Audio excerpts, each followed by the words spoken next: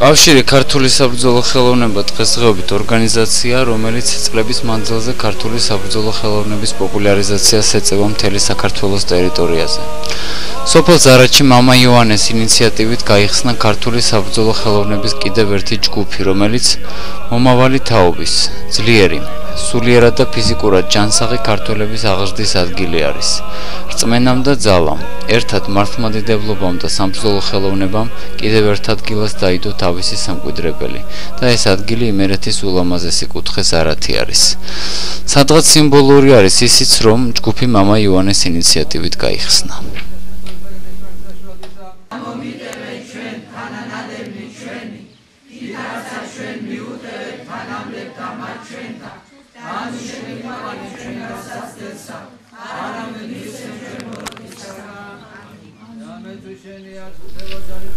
ვაშა კობახიძის თქმით, რომელიც ქართული საბრძოლო ხელოვნების თავმჯდომარე და დარბაზის თავი გახლავთ, ქართველებს აქვთ ისრისი შენახვაც და გაფრთხილებაც ქართველისთვის ღირს.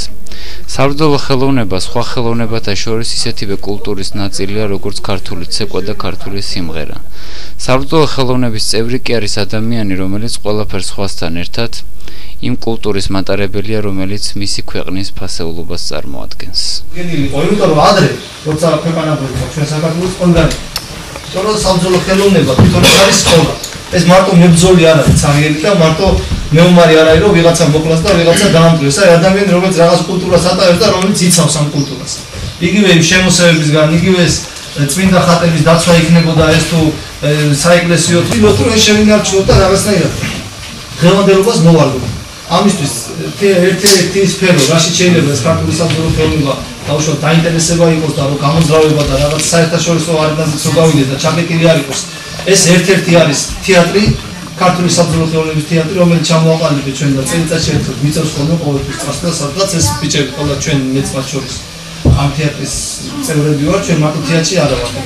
და მეორე მხარე არის აუცილებლად სპორტი, რომელიც უნდა გამოვიხატოს. სპორტი არის გასავლელი გზა ნებისმიერ მებრძოლისთვის. თუ არ არის ის მინიმუმ სპორტსმენი მაინც უნდა იყოს, რომ მე იმან მებრძოლებაზე ილაპარაკოს რა. ჩადოვდნენ ზეთში და ზეთიანი და ჩადით მიდიოდა ბრძოლა. იყოს დადასტურებული ასეთი ფაქტები. ერეკლე ნიკაბაძე კავშირი ქართული საბრძოლო ხელოვნების ხელმძღვანელი არის იმერეთის რეგიონში. ის ცდილობს კავშირი ქართული საბრძოლო ხელოვნების რიცხვს, რაც შეიძლება მეტი ქართველი შესძინოს, რომელიც ქართული კულტურის და მათ შორის ქართული საბრძოლო ხელოვნების კარგი დამფასებელი იქნება. უელესი მებრძოლი იყო ეგის და უსჯენდნენ ოსტატს ყოველთვის და ხოლმე ერთ-ერთ სხვა ოსტატს ასეთი თვისება. რომ დალებდა ვინოს ხანძი, აი ეს უფრაზე idi. ხანძი ესრულებოდა. თუ ესე კი ხანძისკენ წავიდა. არის რამოდენიმე ტექნიკა ეს ხევსურეთში. არის ხევსურული კეჭნაობა დაარქვეს ამას, რომელსაც ჭრაჭრილობა ერქვა სინამდვილეში. ეს კეჭნაობა ფარი და ხმალი არის ყოველთვის ერთად და ერთმანეთს არასდროს არ ცილდება. ეს დაახლოებით არის სავარჯიშო შესამზადებელი ვარჯიშია. იმისათვის რომ შეეძლო მოწინააღმდეგის მოძრაობა იფარიკაო არის ხვისჭერის ხო ესეთ ჩვეულებრივად. ესე უკვე უმაც ეჭირათ ხოლმე და ისე ურყავდნენ ერთმანეთს და არის ეს შემთხვევები, როცა ეს საკეთებდა. ამის თავარი მიზანი ის იყო, რომ მოწინააღმდეგე რაც შეიძლება არ დაეზიანებიათ, ერთმანეთს დაჩეხავდნენ, მერე ერთად უნდა ეუბნათ, არ გამოვიდოდა.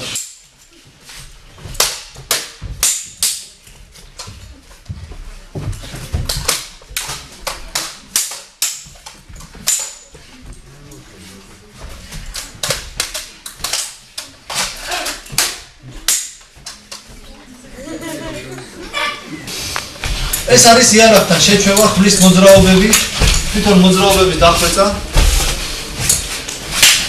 როცა ხმალი გალესილი არის უსწრენს ხოლმე ხანდახან კარგად გალესილი ხმალი თუ არის და ეს სტრენის ხმა ისმის ხოლმე ესეთი ჰაერის ჭიდება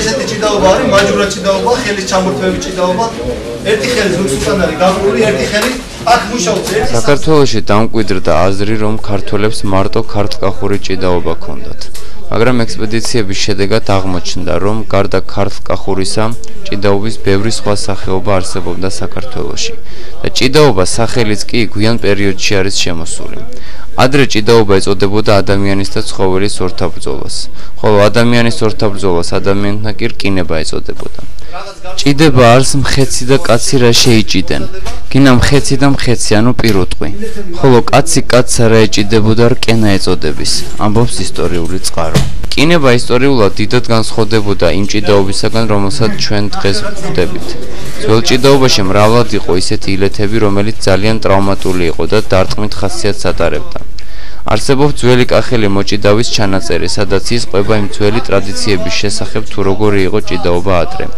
მისი თქმით დაშვებული იყო ხელის დარტყმები თანაც ისეთ ადგილებში როგორიც არის ყელი ანუ დღევანდელი ჭიდაობა ადრინდელი რკინების ნაწილი იყო რომელსაც დღევანდელმა გასპორტულებამ სრულიად შეუცვალა ხასიათი და იერსახე მაჯურა ჭიდაობა ცალხელა ჭიდაობა მესხური ჭიდაობა რომელშიც დაშვებულია ჭიდაობა პარტერში ქართლ-კახური ჭიდაობა რა თქმა უნდა სვანური და რაჭული წელში ჩავლებული ჭიდაობა გურური ზურგშექცევით ჭიდაობა და კიდევ სხვა სახეობები განსხვავდებოდა ფორმით ერთმანეთისგან და აქედან გამომდინარე ილეთებითაც მაგრამ ისინი ყველა რკინების ნაწილი იყო რომელიც მეომრის აღზრდას ჩამოყალიბებას და საბრძოლო დინამიკის და უნარჩვევების გამყარებას ემსახურებოდა ის ორთაბრძოლის სახეობები რომლებიც კავშირი ქართული საბრძოლო ხელოვნების ჯგუფის წევრებმა წარმოადგინეს ქართული კულტურის ძირძველი ინფორმაცია არის ეროვნული სახეობებიდან ხევსურული ფარიკაობა, ხმლის ტორღვება მღერება, თუშური ფარიკაობა, მაჯურა ჭიდაობა, ცალხელა ჭიდაობა, საბრძოლო ჭიდაობა, კრივის ელემენტები და სხვა იმ ეროვნულ საბრძოლო ხელოვნების ცოდნას წარმოადგენს, რომელიც ქართველებს არაერთგზის გამოუყენებიათ მტრის შემოსევების დროს. ეს სახეობები იყო სწორედ ის მოძრაობაში ეკონომიური და ამავდროულად ბევრი შედეგის მომტანი სახეობები, რომლებიც ალბათ თუ კარგად ქართველების როგორც ერის დამცველობით ფუნქციას წარმოადგენდა. იმერეთის რეგიონი ერთ-ერთი ძლიერი კუთხე იყო საბრძოლო კუთხით. მართალია ბევრი რამ დაიკარგა, მაგრამ ექსპედიციები უწყვეტად მიმდინარეობს ამ მიმართულებით და ერთიანობით, სიბრძნით, სამართლიანობით და ძალით, რომელიც კავშირი ქართული საბრძოლო ხელოვნების მიმართულება არის, ქართული საბრძოლო ხელოვნება მნიშვნელოვან ადგილს დაიკავებს სხვა მსოფლიო საბრძოლო ხელოვნებათა შორის.